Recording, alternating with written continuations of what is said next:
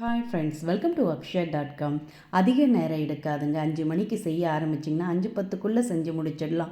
வீட்டில் இருக்கக்கூடிய சிம்பிளான ஒரு சில பொருட்களை வச்சு நல்ல ஃபில்லிங்கான டேஸ்டியான ஈவினிங் ஸ்நாக்ஸ் ரெசிபி எப்படி செய்யறதுனா பார்க்க போகிறோம். இது வரைக்கும் இவ்வளவு சுவையாக செஞ்சுருக்க மாட்டீங்க. ஊற வைக்க வேண்டியதில்லை, அரைக்க வேண்டியதில்லை, சோடா உப்பெல்லாம் எதுவுமே சேர்க்க வேண்டியதில்லை. வாங்க எப்படி செய்யறதுன்னு பார்க்கலாம். அதுக்கு ஒரு வாணலில் 1 டீஸ்பூன் அளவுக்கு நெய் சேர்த்துக்கங்க. நெய் சூடானதும் 1 டேபிள் ஸ்பூன் அளவுக்கு பொடியாக கட் பண்ண தேங்காய், கூடவே 1 டேபிள் ஸ்பூன் அளவுக்கு கட் பண்ண முந்திரி, உங்கள் தேவைக்கேற்ப நட்ஸ் பாதாம் கூட சேர்த்துக்கலாம். சேர்த்து நல்லா நெய்யில் வறுத்து எடுத்து இதை ஒரு பவுலில் மாற்றி எடுத்து வச்சுக்கோங்க. கடைசியாக சேர்த்துக்கலாம். இப்போ இதே நெய்யில் அரை கப் அளவுக்கு பொடிச்ச வெல்லம், கூடவே 1 கப் அளவுக்கு அரைச்ச தேங்காய் பால் சேர்த்துக்கங்க. சேர்த்து நல்லா கலந்துடுங்க. தேங்காய் பாலை ரொம்ப நேரம் கொதிக்க விட வேண்டியதில்லை. இந்த வெல்லம் கரைஞ்சி வந்ததுமே அடுப்பை லோ ஃப்ளேமில் வச்சுட்டு இதில் 1 கப் அளவுக்கு பச்சரிசி மாவு சேர்த்துக்கங்க. வெல்லம் நல்லா கரைஞ்சி வந்துடுது. நீங்கள் வெல்லத்துக்கு பதிலாக நாட்டு சக்கரை கூட சேர்த்துக்கலாம். இப்போ பச்சரிசி மாவை சேர்த்து நல்லா அடுப்பை ஹை ஃப்ளேமில் வச்சு கலந்திங்கன்னா தேங்காய் பால் எல்லாத்தையும் உறிஞ்சி அரிசி மாவு நல்லா வெந்து கொஞ்சம் நெழுப்பான பதத்தில் வந்திருக்கும். ரொம்ப சுருளை கலந்துடக்கூடாது. இது மாதிரி நெழுப்பான பதத்திலே இதை அப்படியே ஒரு மிக்சிங் பவுலில் மாற்றிக்கங்க. அதுக்கு மிக்சிங் பவுலில் முன்னாடியே அரை கப் அளவுக்கு காய்ச்சி ஆறின பால் ஊற்றிக்கங்க. அதில் சூட்டோடே நம்ம கலந்து வச்ச மிக்சிங்கை சேர்த்துடுங்க. சேர்த்துட்டு விஸ்கால கலந்துக்கங்க. சூடான பதத்திலே கலந்திங்கன்னா ஒன்று சேர கலந்து இது மாதிரி லூஸான பதத்துக்கு வரும். கட்டிகள் இல்லாமல் இந்த அளவுக்கு லூஸாக கலந்துட்டு இப்போ இதோட அரை டீஸ்பூன் ஏலக்காய் பொடி, 1 சிட்டிகை அளவு உப்பு சேர்த்துக்கங்க. கூடவே நெய்யில் வறுத்த முந்திரி தேங்காவை பாதி அளவுக்கு சேர்த்துக்கங்க. மீதி பாதியை கடைசியாக கார்னிஷ்க்கு சேர்த்துக்கலாம். இப்போ சேர்த்து நல்லா கலந்துக்கங்க. இது மாதிரி முந்திரி தேங்காவெல்லாம் வறுத்து சேர்க்குறப்ப சாப்பிட பார்த்து அங்கங்கே கடிபடும். இப்போ மாவு கலந்து ரெடியாக எடுத்து இதை ஊரெல்லாம் வைக்க வேண்டியது இல்லைங்க.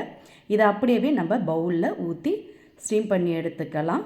அதுக்கு ஸ்டீமரில் இது மாதிரி குட்டி குட்டி பவுல் இருந்தால் எடுத்துக்கங்க. அதில் வாழையில் இருந்ததுன்னா கட் பண்ணி சேர்த்துக்கங்க. வாழையில் இல்லாட்டி நீங்கள் நெய் கூட கொஞ்சம் தடவிட்டு கூட மாவை சேர்த்துக்கலாம். வாழையில் சேர்த்து வேக வச்சிங்கன்னா நல்ல மணமாகவும் சுவையாகவும் இருக்கும்.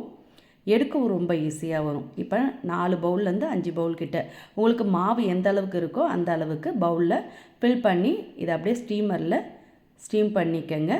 இதே நீங்கள் இட்லி பாத்திரத்தில் கூட பவுலில் ஊற்றி ஸ்டீம் பண்ணி எடுத்துக்கலாம். எது உங்களுக்கு ஈஸியாக இருக்கோ அந்த மெத்தடில் செஞ்சுக்கங்க. இப்போ மாவை ஃபில் பண்ண பிறகு இது மேலே நெய்யில் வறுத்து வச்ச தேங்காய் முந்திரியை அப்படியே மேலாப்பில் லைட்டாக தூவிக்கங்க. பார்க்கவும் நல்லாயிருக்கும், சாப்பிட பார்த்தும் சுவையாக இருக்கும். இப்போ அப்படியே மூடிடுங்க. மூடி அடுப்பை மீடியம் ஃப்ளேமில் வச்சு ஒரு 10 நிமிஷம் ஸ்டீம் பண்ணிங்கன்னா போதும். நல்ல கமகமன் வாழை மணத்தோட சுவையான ஈவினிங் ஸ்நாக்ஸ் ரெடி ஆகிடுதுங்க. இதை அப்படியே வெளியே எடுத்து வச்சு லைட்டாக ஆறினதும் நீங்கள் பவுல்லேருந்து எடுத்திங்கனாலே ஈஸியாக எடுக்க வரும். இதில் நம்ம சோடா உப்பெல்லாம் எதுவுமே சேர்க்கலைங்க. ஈனோ கூட சேர்க்கலை, ஊற வைக்கலை, அரைக்கலை. சட்டுன்னு நினச்ச உடனேவே நிமிஷத்தில் செஞ்சு முடிச்சிடலாம். வீட்டில் இருக்கக்கூடிய சிம்பிளான பொருட்களை வச்சு நல்ல ஹெல்த்தியான மாலை நேர உணவு ரெடி ஆகிடுது. இப்போ பவுல்லேருந்து அப்படியே எடுத்து திருப்பினீங்கனாலே ஈஸியாக வந்துடும். பாருங்கள், லைட்டாக ஆறினதும் ஓரங்கள் பூரா அதுவாகவே விலகி வருது பாருங்கள். இப்போ அப்படியே திருப்பி தட்டி அடியில் போட்ட வாழை எடுத்துட்டு இதை அப்படியே சுட சுட கொடுத்து பாருங்கள். 2 எக்ஸ்ட்ரா கேட்டு வாங்கி சாப்பிடுவாங்க.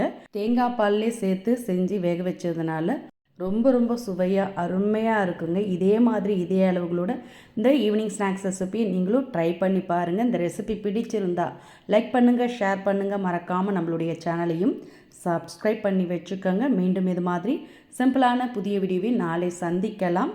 நன்றி, வணக்கம்.